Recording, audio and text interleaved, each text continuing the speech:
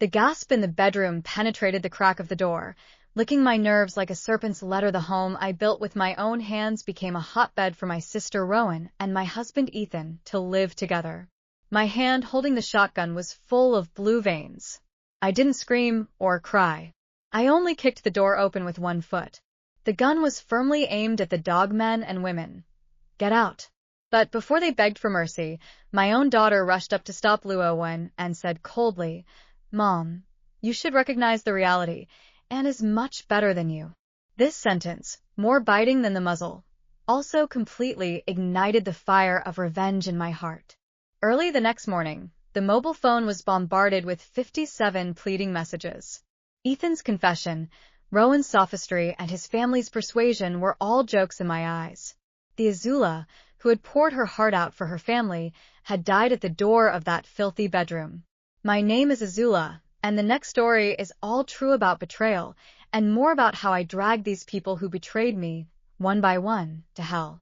If you want to witness this hearty counterattack, stay in the comment area and play, watching, and tell me where you're cheering for me. Subscribe to my channel, and every subsequent reversal and liquidation will make you enjoy it. Your support is my hardest strength. It was a Monday morning, and the wind was howling over the Savannah River. After a hard day at the construction site, I finally returned home, and the familiar soreness of work came from my bones. The chill penetrated my coat, but it wasn't the weather that made me shudder. As I walked up the driveway, I noticed a car parked in front of the house, Rowan's car. She clearly told me that she had gone on a business trip, but the car was parked there as if waiting for me to come back. There was a twinge in my heart. I parked at the end of the street, and deep inside I had an instinct telling me that I should turn around and leave, and let nature take its course. But I can't. I have to know the truth. I crept into the house, and entered through the side door, as usual. The house was icy, more empty than usual, and the stillness overwhelmed me. I walked up the stairs, my heart beating fast, mixed with fatigue and fear. As I approached the top of the stairs, I vaguely heard voices coming from the bedroom, very light, but never wrong. It took me several seconds to react and understand what everything my ears heard meant. My hand has subconsciously picked up the phone, switched to video mode. The body involuntarily walked towards the door. The moment I pushed open the door, I was overwhelmed by the blood flowing back. Rowan was wrapped in a nightgown that Ethan gave me on my birthday. I froze in place for only a second, then sneer out loud. I trusted them without reservation, but they trampled my trust underfoot. Only then did Ethan catch a glimpse of me, shaking with fear, even pushing Rowan in a panic. I didn't talk nonsense. I bent down and grabbed the shotgun left by my grandfather from the closet. This old thing that used to protect my peace is now the weapon of liquidation. I raised my gun to aim, without half a minute hesitation. "Give you 10 seconds, get dressed, and get out of my house." Rowan's face was as white as paper, and he was busy looking for clothes. He still wanted to quibble. "Azula, listen to my explanation." "Shut up," I snapped, the chill in my tone warming the room. "I'm not interested in hearing your dirty business." As soon as the words fell, the door opened with a creak. Lily and Arya stood at the door, their eyes glancing empty. Then, Lily's words were like a poison knife. "Mom, you have to accept the new reality. Aunt is much better than you." I stared at her, and the last temperature in my eyes went out completely since they chose to stand on the opposite side of me. Don't blame me for being cruel. I did not rage, but slowly put down the shotgun. Mouth evoked a cold smile. There was no acceptance in this smile, only disdain. They thought it would break me? So naive. Even if the life I built with my own hands collapses, I will be buried with them. I turned around and left without looking back at the pair of dogmen and women and the deceived daughter. My steps were so firm that I did not hesitate. The night wrapped me. The vibration of my cell phone was particularly harsh in the silence, and 57 messages were all vain pleas. I directly hacked everyone from the moment I walked out of the store. I was no longer the Azula who was bullied by others. I wanted them to pay the most painful price for their betrayal. As I stood on the bridge overlooking the river, with a cold wind blowing across my face, I suddenly realized something I had never thought of since all this happened. Now the choice was in my hands. This moment was my own. I've had enough. It has been 2 weeks since I left, and the world is still moving, but I am still trapped in that moment, full of the heavy burden of that event. There was silence in the house now, no laughter from the children, no conversation with Ethan, no long, late-night conversations with Rowan. All that was left was dead. I sat across from the lawyer, signing the divorce papers.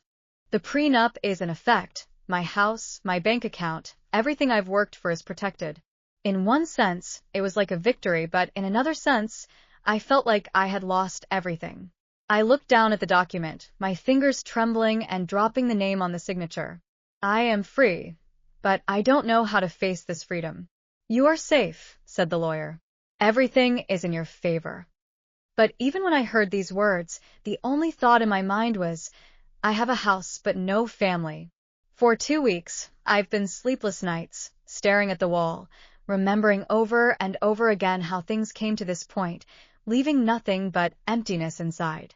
But the world was still turning, and my family had their own plans, a plan that didn't include me. Father August made it clear at the family meeting that Rowan would be the heir to the family business, MDG. She is the heir, he said firmly, as if it were an unalterable law of nature. My own family gave her everything, but abandoned me like a shoe. But what hurts me most is not the betrayal of Ethan or Rowan, or even the loss of position in the family, but my sister Blair, who stood behind the crowd and silently watched my family defend Rowan and make excuses for her behavior. Instead, she accused me of making a fuss and causing trouble. Blair was loyal to them, and I knew she would never be on my side. The last time I went back to this sad house to pack my things, a note on the kitchen countertop gave me the winning weapon. It was an email printed out on Ethan's computer with the theme, Project Geraldson, Final Cost Adjustment. When I opened it, I instantly sneered.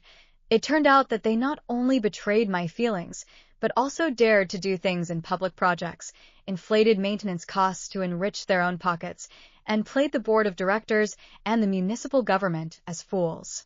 I clutched the evidence, my fingertips white with force. Good, this is not only a personal vendetta, but also a just settlement. I immediately decided. Don't play violence. Use their most care about interests and reputation. Let them lose their reputation. I will give everything I have to give them a fatal blow with the evil empire they have built with their own hands. I packed my bags, threw my clothes into the trunk, and drove off into the unknown distance. The road ahead is uncertain, but the choice is in my hands. I will come back. I don't know when and how, but I will definitely come back. And when I came back, not for salvation, but for justice. I'll be back, but it won't be what they expect. I whispered to myself as I drove into the night, the distant lights of the city fading behind me. It's been almost 2 years since I left everything behind: my marriage, my family, the life I had taken for granted. In my first year, I trained in the Army Corps of Engineers to reinvent myself physically and mentally. I was pushed to the limits I had never imagined and struggled to get out of bed every morning, but I did. For the first time in a long time, I don't have to live in other people's expectations. I don't have to be what others want me to be. I can simply breathe, learn, and rebuild myself. I signed up for an engineering course and enrolled in a distance course for a Master of Business Administration, MBA, while working on a practical project. It's not just about reinventing yourself, it's about preparing for what's to come. I know I will face MDG again, but this time, I will take the initiative. Months flew by in the midst of high-intensity fitness tests and endless lectures. Every day, I am honing my skills, which makes me feel a little relaxed, as if the burden of the past is being stripped away. I'm not just learning how to be a better engineer, I'm learning how to be a better strategist. The pain of betrayal still exists, lurking in the bottom of my heart, but I've learned to divide it and turn it into a driving force. I no longer wanted to scream at the world, but to shape the future with my own hands as I once did. But this time, the stakes were completely different. It is no longer about personal gain, it is about justice. The turning point came when I was assigned to a post-conflict reconstruction area. My team is heading to the coast of Puerto Rico to oversee the advancement of a new project. We had been told in advance that the trip was dangerous, but I didn't really realize the seriousness of the risk until the convoy was hit by an improvised explosive device. The explosion was deafening, and I was thrown to the side of the car, plunging into darkness. I can hear the screams, the gunshots. The world changes. It became a blur of dust, blood, and chaos.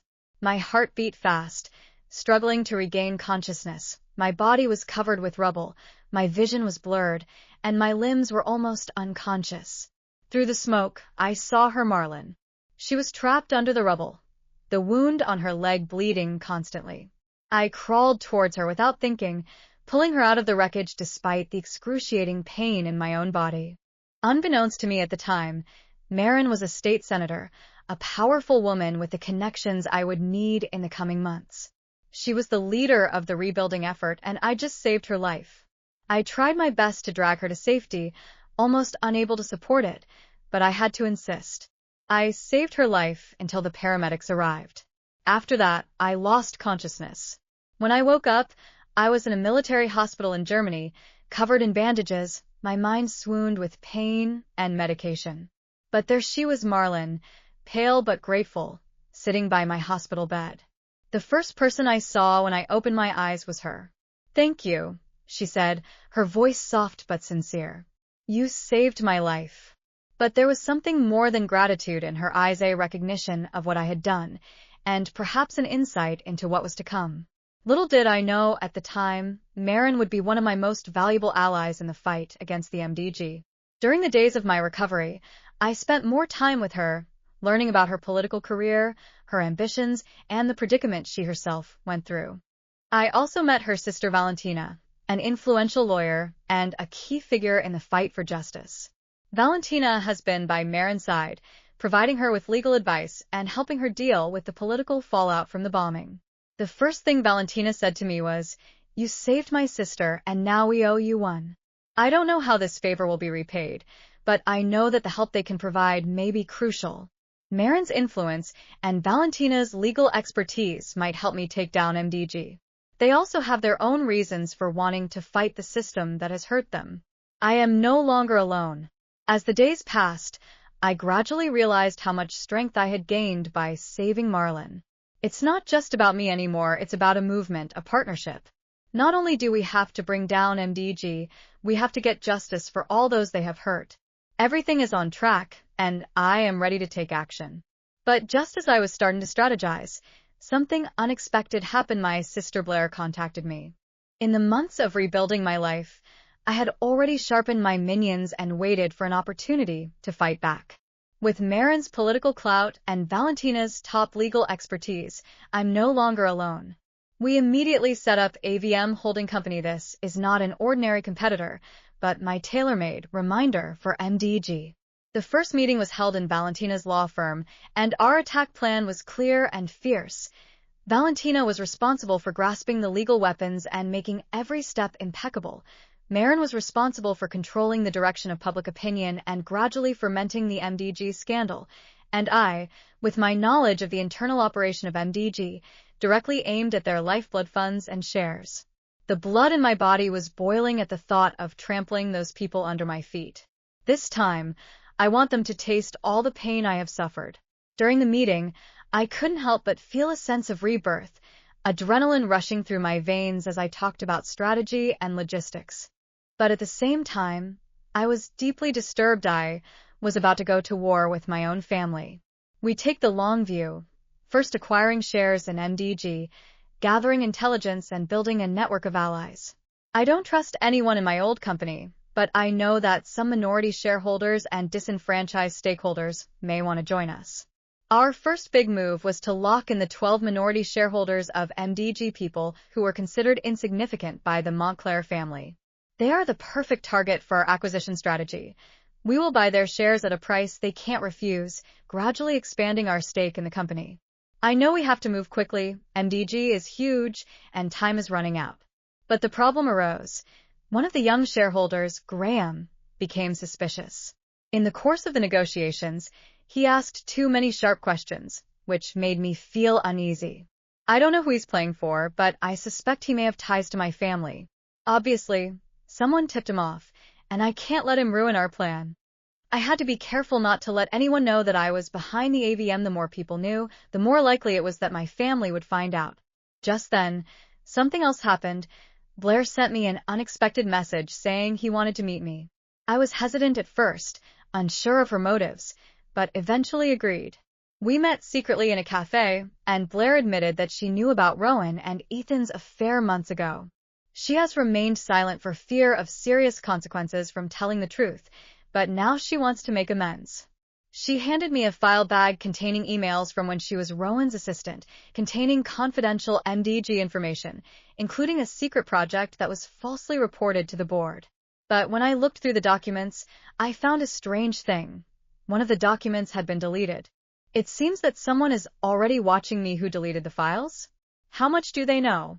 This kind of uncertainty makes me feel very uncomfortable. I can't relax at all, but now I can only move on. I now have a strong team, Marin, Valentina, and now Blair. We are ready to fight MDG, but the danger is far from over. As I left the cafe, a question echoed in my mind. Who is spying on me? How much do they know? I was ready for this moment, but nothing really prepared me mentally to fight back, to be the enemy of my own blood, to be the enemy of the family legacy that I had thought belonged to me. The AVM company I built behind the scenes just won a contract that MDG thought was a sure thing. It was a public victory, a precise blow to the thing they care about most, self-esteem. We bid higher, completed the impossible, and the media is talking about the rise of the new rich in this industry. AVM is no longer a mystery, but a rising threat. The first piece of the puzzle was in place.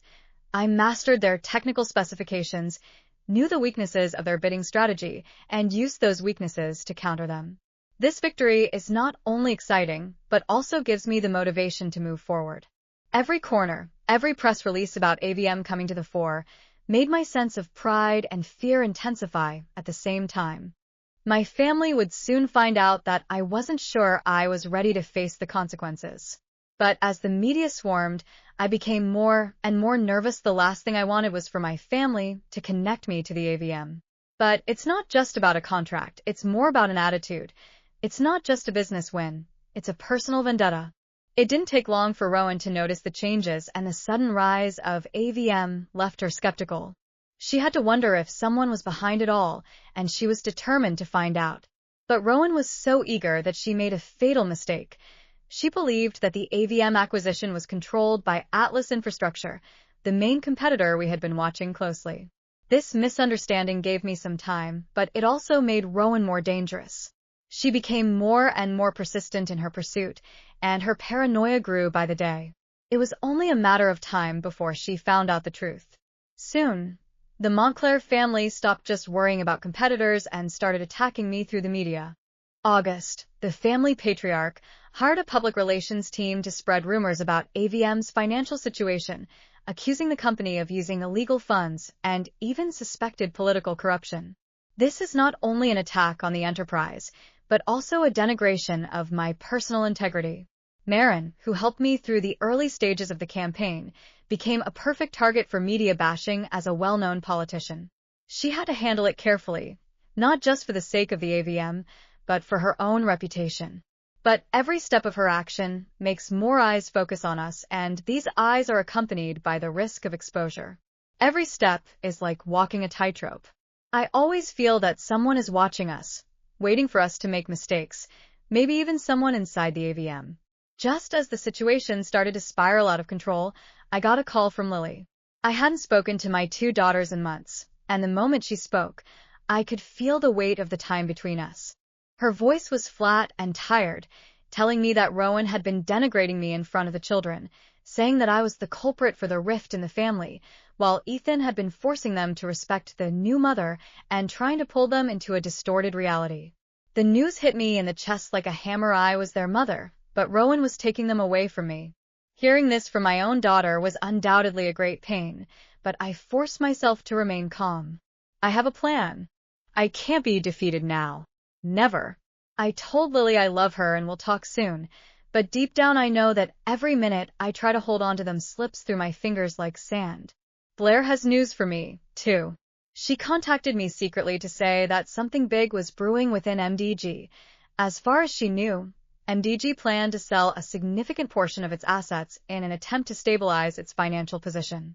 She warned me that if I acted quickly, AVM could seize these assets and further weaken them. But there is another problem. Blair is being watched by Rowan. Her every move is closely monitored, and my alliance with Blair is becoming more dangerous every day. Now the stakes are higher and everything is on track, but the danger is also escalating. Rowan's suspicions of me grew deeper and deeper, and Blair's safety became a hidden danger. I had no choice. It was time to act. The MDG counterattack was more violent than I expected. They have just lost 2 major contracts to AVM2 contracts that could have brought them millions, with disastrous consequences. Auguste is furious, Rowan is furious, and Ethan is trembling with fear, worrying about his source of income. For the first time in months, I saw a crack in their disguise. They were losing control, and they knew it themselves. We did it, we won, but the costs are starting to show. This struggle is no longer just professional, but more personal. I've cornered them, and they'll never go down without a fight. The struggle intensified, and Rowan became more and more desperate. At a family meeting, she took Lily aside and pointedly asked me where I lived and how I was doing. Lily, as a child in the middle, full of vulnerability, immediately texted me to remind me of Rowan's growing suspicions. I knew that Rowan was close to the truth. Too close. She was about to discover that the real manipulator behind the AVM was me. The atmosphere within AVM is also tense.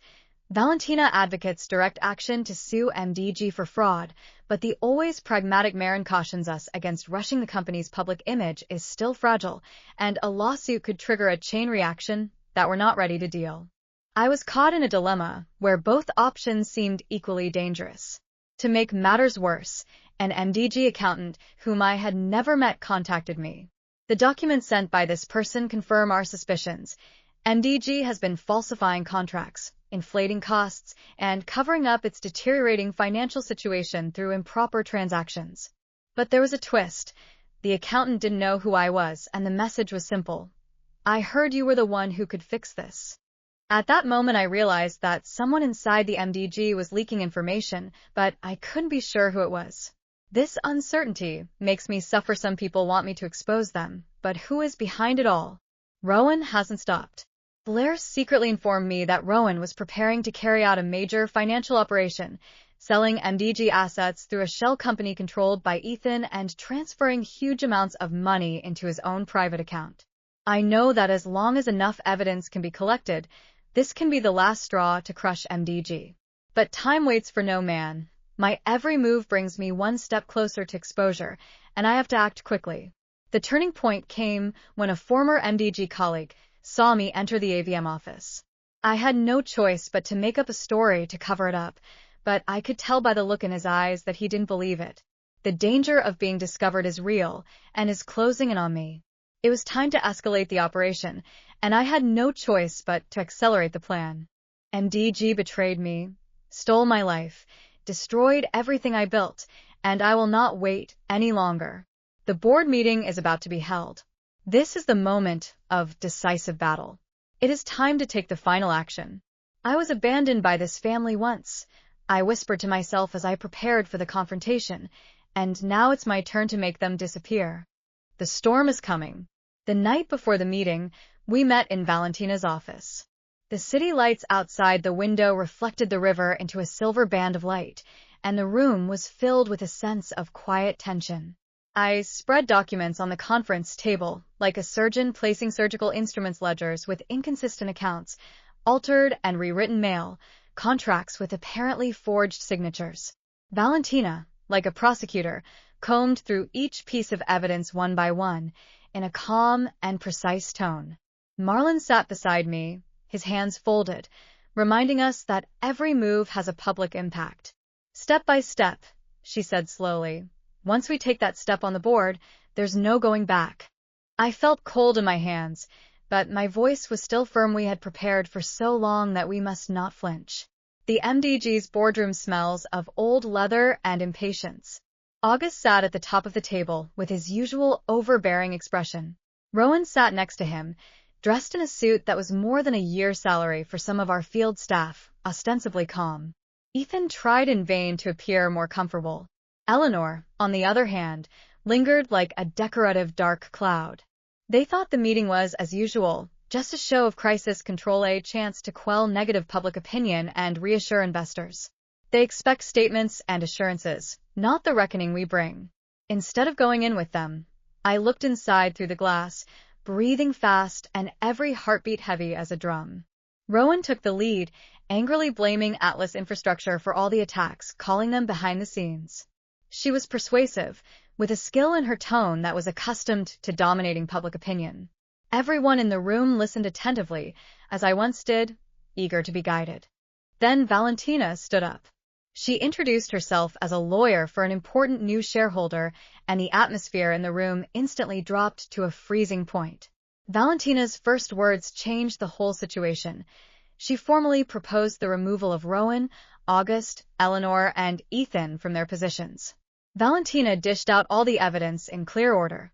Duplicate ledgers, unauthorized asset transfers, purposely concealed flawed emails, and illegal transactions in Ethan's name, each of which accurately poked their dead spots. When the secretary read out the number of shares, I clearly saw August's face instantly livid. AVM Holdings, the secretary's voice echoed throughout the room, holds 38% of the voting shares, more than the members of the Montclair family combined. The flame in my heart broke out completely. Rowan's disguise broke and he slumped in his chair. Ethan was so scared that he didn't even have the courage to look up at me. August shouted in exasperation, but was speechless by the formal procedure that Valentina had already started. This is the end of their arrogance. What I want is the pleasure of controlling everything. I can no longer stand outside the glass and watch. The door opened, and all eyes turned to me. There was shock. There was surprise in recognizing me. There was anger. There was betrayal. August stood up like a wounded bull, roared my name, and questioned what I was doing here. As I stepped forward, everything in the room seemed to shrink, leaving only the little space between me and him. I said simply, "I'm here to vote." The whispers in the conference room instantly turned into an uproar, and all eyes were focused on me. Rowan quivered and said, "No, you can't do that." I ignored her, slapped the ballot on the table, then opened my laptop and showed their sins naked in front of everyone. I read their filthy emails aloud, pointed to the deadly holes in the ledger, and cast the secret report provided by Blair on the big screen, every word like a hammer, in the face of the Montclair family. August's face turned from livid to pale, and finally bloodless. The independent directors saw this and voted one by one to remove them. The situation is over. They have no more power to return. Rowan is crazy to accuse Blair of betrayal, but at the moment's justification only seems extremely ridiculous. When the final votes were counted and the gavel fell, announcing the end of their era, Rowan pointed the finger at Blair and accused her of betrayal with trembling fingers. Blair did not cry, did not plead, but looked at me with a fragile but firm look I had never seen in this sister I had grieved. The security guard went methodically into the room and gently but resolutely led August and Eleanor away from the table, escorting Ethan and Rowan past us. I watched them leave without the slightest joy of victory in my heart, only a long and empty sigh, as if I had finally let go of a heavy object that had been carried for many years. The reckoning came fast and hard.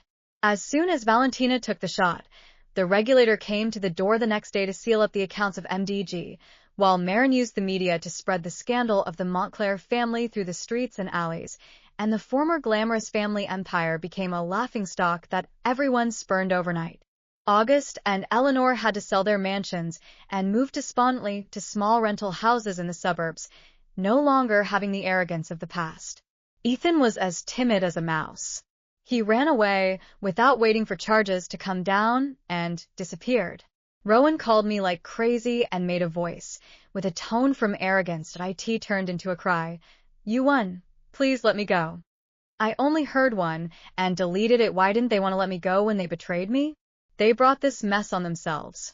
When the storm subsided, Lily and Arya came to me. They are now 12 and 15 years old. Their faces are still young, but their eyes are old. They hugged me with the characteristic awkwardness of children, trying to make up for something they didn't fully understand themselves. They said sorry to me. It healed some of my wounds, but as a mother, I set boundaries. I would let them back in my life, but only if I could keep them safe. There is still some tenderness in my heart, but there is no room for fantasy. Blair asked to speak to me alone and confessed the burden she had been carrying. She had long known the family's secret, but had been slow to act because of fear. She wanted to make amends, not to save the name Montclair, but to live honestly for the first time. I told her that she could stay, but only on one condition: to live honestly, and no more lies. At that moment, she cried, is to remove the burden after the real release. Watching her cry, the places in my heart that I thought would be hard forever gradually became soft. The legal process proceeded in an orderly manner. Valentina is committed to accountability. Regulators scrutinize MDG's records like a searchlight, and evidence of falsified contracts and misappropriation of funds has surfaced. Assets were restructured, some were sold, and debt was consolidated under new management. AVM took over those projects that were feasible, and employees changed the logo and started work again under a new name. When I walked into those construction sites again and saw the workers who used to work for the Montclair family, now wearing our uniforms, I didn't show off at all, only a kind of peace and confidence that people went back to work. One gray afternoon, I walked through a courtyard that used to be emblazoned with the family coat of arms and received one last message from Rowan. Her voice was hoarse. "You won, but are you happy?" I listened, but there was no desire to reply. I've got what I wanted: to have my dignity back, to own a transparent company, and to give my children a life free of the greed of others. Later, I stood by the river where the story began. The cold wind still brushed my face, but it would never let me breathe again. The river still flows forward coldly, and I let its rhythm become the rhythm of my new life. I was abandoned by this family once, but I picked up the pieces of life and built something that won't be taken away by secrets and lies. I am tired. Yes, the emptiness after the storm still exists, but now I have a new space, a space to make my own choices. I left the railing and set foot on my way home. For the first time in a long time, I felt that I had finally found a way that really belonged to me. As I walked away, I realized something I'd never dared to admit until now. This story was never about vengeance. It was about taking back voices that were stolen a little by the people I trusted most. Standing here, standing in this place where I once collapsed from betrayal, I finally feel calm. Not the ecstasy of victory, not the pleasure of revenge, just completeness. Maybe that's enough. If you've been hearing this, thank you. It's not easy to share these moments, but knowing that someone is listening can make that weight a little lighter. Before I close this chapter, I'd love to know that you're all there. Leave a simple hi or tell me where you're watching from. I literally read every comment, and it reminds me that no one walks through the darkest moments of life alone. If even a little bit of my story resonates with you, I'd appreciate you subscribing to my channel. It means a lot to me, and it allows me to continue to tell these stories the way they should, with sincerity, with emotion, and hopefully to make someone who is going through a difficult situation hear what they need. Thank you for your company. Wherever you are, whatever you are facing, I hope you find the strength to choose for yourself as I did in the end.